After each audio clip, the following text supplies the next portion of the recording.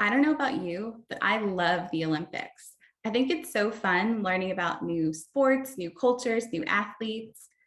In honor of the Winter Olympics starting next month, over the next few weeks, I'll be spotlighting different Winter Olympic sports. Up first is curling. The US men's national team won the gold medal at the last Winter Olympics in 2018, so it'll be super exciting to see if they can retain their title. Curling is one of the more distinctive Olympic sports, in my opinion.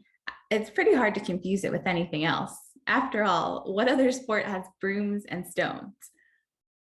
The curling competition at the Winter Olympics features 3 events: men's, women's, and mixed doubles. Traditional curling teams have 4 players, while mixed doubles have 2, 1 male, 1 female. In this video, I'll be focusing on the traditional format with 4-player teams.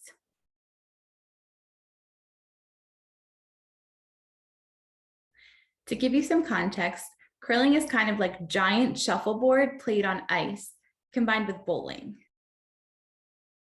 In curling, 2 teams compete against each other, taking turns sliding an approximately 42-pound granite object called a stone down the ice toward a target that looks like a bullseye, but is called a house.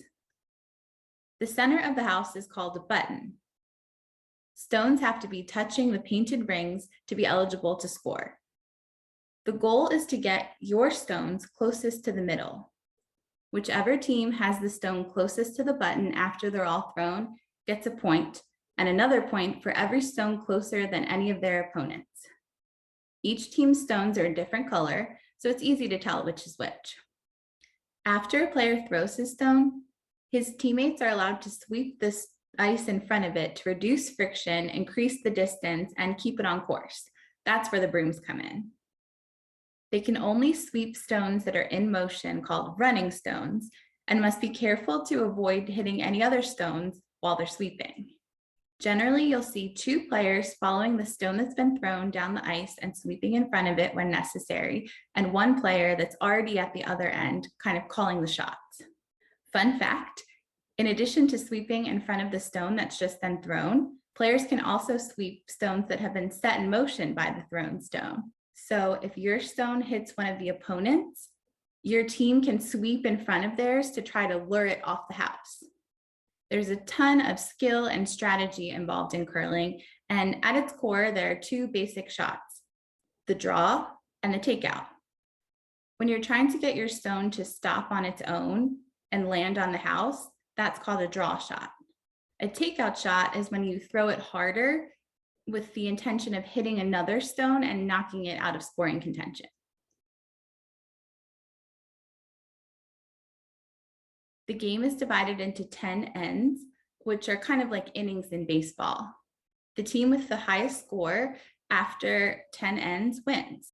Remember, only 1 team can score after each end. Each team throws 8 stones, 2 per person, during each end. They deliver the stones in a set order, which is presented to the officials before the game and cannot be changed during the game. It's kind of like a batting order in baseball. The first player to throw is known as the lead. The second is called the second. The third is the third, also sometimes called the vice skip.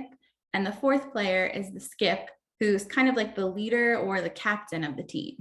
Each end starts with the leads alternating throws until each have thrown their 2 stones. They are followed by the seconds in the same manner, and so on and so forth.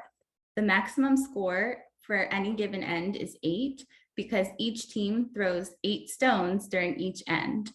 8-point scores, as you can imagine, are very rare. Each end takes approximately 15 minutes, so an Olympic game is usually around 2.5 hours long. Generally, when you've got last rock, that is when your team throws the last stone of the end, your goal is to score 2 or more points. When your team doesn't have last rock, your goal is to prevent your opponent from scoring 2 or more points. The team that scores points in an end goes first in the next end. The team that does not score shoots last. Shooting last or having last rock is also called having the hammer, and that's a competitive advantage, kind of like how the home team bats last in baseball. If neither team has a stone on the house after an end, it's called a blank end, and whoever had last rock retains it for the next end. In the Olympics, during the round robin, a team may concede after 6 ends. During playoff rounds, a team may concede after 8 ends. It's not uncommon to concede a game when a skip feels he's too far down to come back. If the teams are tied after 10 ends, an extra end is played, and the first team to score wins. Okay, those are the basics. By the way, my name is Kira Jones, and my goal is to make watching new sports less intimidating. What do you want to see a video on next? Let me know in the comments below.